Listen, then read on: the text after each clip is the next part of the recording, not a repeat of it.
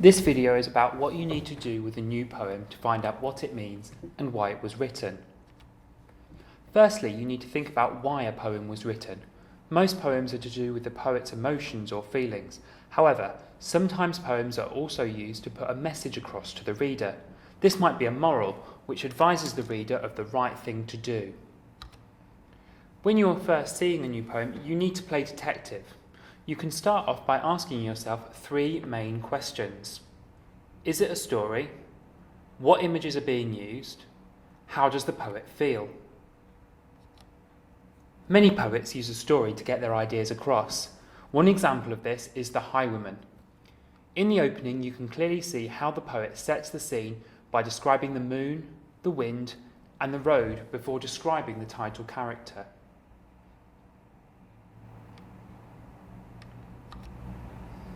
Often, the story is used to convey a message or meaning. However, sometimes a story is not used by the poet, in which case it's helpful to move on to the next question. What images are being used? If you look at the imagery used by the poet, this can help you to work out what the poem is about.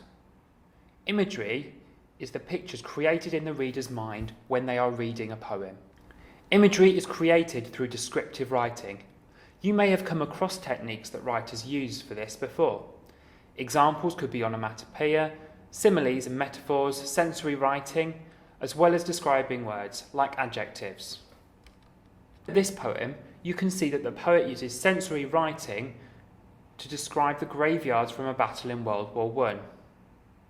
He describes how he sees the poppies move and how he can hear the birds singing despite the sound of guns. This creates a picture in the reader's mind of what the scene is like here. This helps you to understand what the poem is about, as you can see that he contrasts images of nature in how he sees the poppies and hears the birds with images of war and death when he talks about the crosses and also the guns. You can also use these images to work out how the poet feels. However, you can also do this by looking at the type of words that a poet uses. Look at this quotation. The poet uses the words sick, worm, and storm. These usually mean negative things, which suggests that the poet might be angry or upset. Try working out what feelings you think would link to some of these words.